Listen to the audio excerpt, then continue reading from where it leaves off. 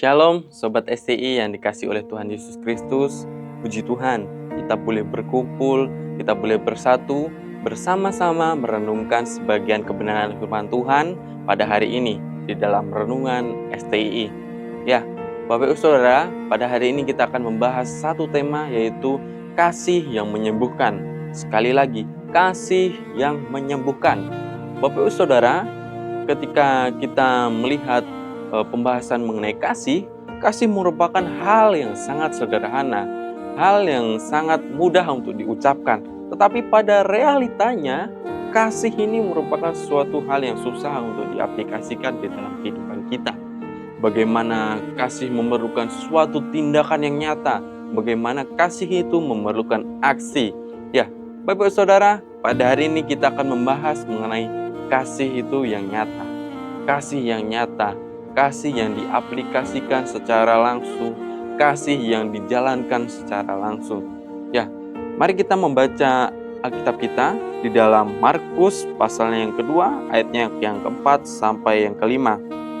Beginilah bunyi firman Tuhan. Tetapi mereka tidak dapat membawanya kepadanya karena orang banyak itu.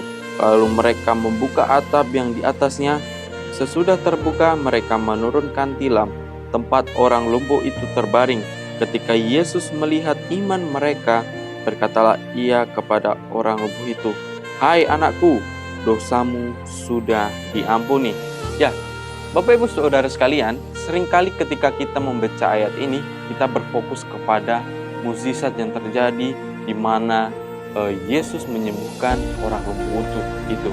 Tetapi ketika kita melihat dari kacamata yang berbeda, bagaimana perjuangan, bagaimana kasih itu sangat nyata, di mana kasih itu boleh diterapkan ketika orang lumpuh ini mendengar bahwasanya Yesus berada di rumah-rumah, salah satu rumah di daerah mereka, dan ketika itu banyak orang yang mengerumuni rumah itu, sehingga di bagian depan pintu pun saja tidak bisa terbuka karena banyaknya orang di saat itu. Dan ketika kita melihat ada 4 orang sahabat yang rela, yang mau berkorban untuk sahabatnya ini. Ketika itu mereka mengangkat temannya ini untuk menaiki atap. Kalau kita melihat, mengangkat diri sendiri saja merupakan hal yang susah, apalagi membawa orang lain, membawa tilamnya untuk diangkat di atas atap. Itu merupakan sebuah pengorbanan yang luar biasa atas temannya. Bagaimana mereka tidak memiliki pemikiran, saya nanti susah. Ini kalau kita membawa tilamnya, apalagi orangnya lagi, pasti nanti akan susah. Mereka tidak memiliki persepsi seperti itu.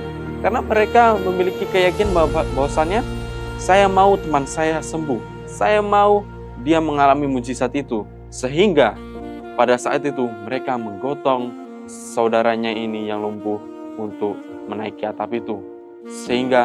Dan mereka tidak memiliki perhitungan yang pas. Mereka tidak tahu di mana Yesus itu duduk di mana, Yesus itu di mana tempatnya. Tetapi mereka membongkar atap itu, dan sehingga orang lumpuh itu bisa diturunkan dan mukjizat terjadi. Pas di depan Yesus, orang lumpuh itu bisa diturunkan. Dan orang lumpuh itu boleh menerima kasih Allah, kasih penyembuhan, bagaimana dosa dari seorang lumpuh ini bisa disembuhkan, bisa dihapuskan, sehingga dia bisa berjalan. Ya, Bapak Ibu Saudara, tentunya ini menjadi sebuah perenungan bagi kehidupan kita. Apakah kita sudah mau berkorban? Apakah kita sudah melaksanakan kasih yang nyata itu?